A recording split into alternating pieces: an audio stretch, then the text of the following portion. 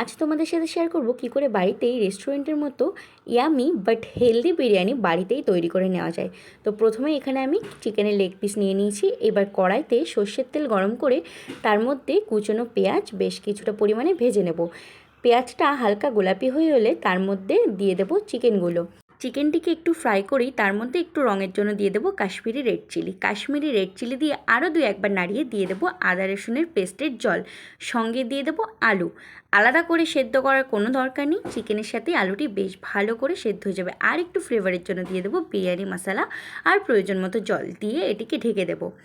অন্যদিকে আমি চাল সেদ্ধ করার জন্য জল বসিয়ে গরম করে নিয়ে তার মধ্যে পরিমাণ মতো লেবু, লবণ এবং এলাচ, লবঙ্গ ও তেজপাতা দিয়ে ভেজানো চালটিকে দিয়ে ফুটতে দেব।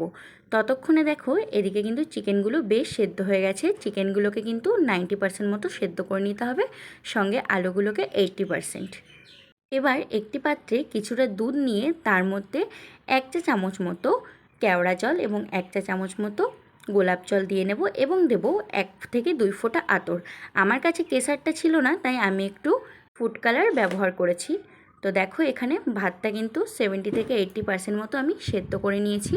এরপরে চিকেন আর আলুর যে রোগানটা ছিল সেটাকে বিরিয়ানির হাঁড়িতে ঢেলে দিয়ে তার মধ্যে প্রথম লেয়ারেই দিয়ে দেবো চিকেন এবং চিকেনগুলো সাজিয়ে নিয়ে তার উপর দিয়ে দেবো বিরিয়ানি মশলা ও খোয়া ক্ষীর। মশলাগুলো সুন্দর করে দেওয়ার পরে এবার দেবো আমি ভাতগুলো। কিছুটা ভাত এর উপর দিয়ে তার উপরে বিরিয়ানি মশলা ও খোয়া ক্ষীর দিয়ে লেয়ারিং করে আবারও রাইসগুলো দিয়ে দেব। এইবার যে লেয়ারিংটা হচ্ছে তার মধ্যে সব আলুগুলো দেব। আলুগুলো দিয়ে কিছুটা বিরিয়ানি মশলা ছাড়িয়ে ওপর থেকে অল্প পরিমাণে সাদা ভাতটা ছড়িয়ে দেব। আলুর ওপরের লেয়ারিংটা কিন্তু হালকাই রাখবে যাতে খুব সুন্দর করে কাটতে পারেন। এরপর দুধের সহিত আতর গোলাপ জল মেশানো তরলটা ওর উপর দিয়ে ছড়িয়ে বিরিয়ানি মশলা এবং খোয়া ক্ষীর ও ঘি ছড়িয়ে এটাকে দমে দিয়ে দেব।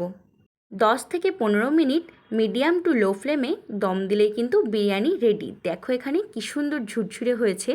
আর এইভাবে বিরিয়ানি তৈরি করার কারণে কিন্তু চিকেন ও রাইস দুটোই কিন্তু খুব জুসি হয় আর খুব সুস্বাদুও হয়। তো তোমরাও অবশ্যই বাড়িতে ট্রাই করো। দেখো এখানে চিকেন আর আলুগুলো কি সুন্দর সফট হয়েছে, ট্রাই করে আমাকে জানিও।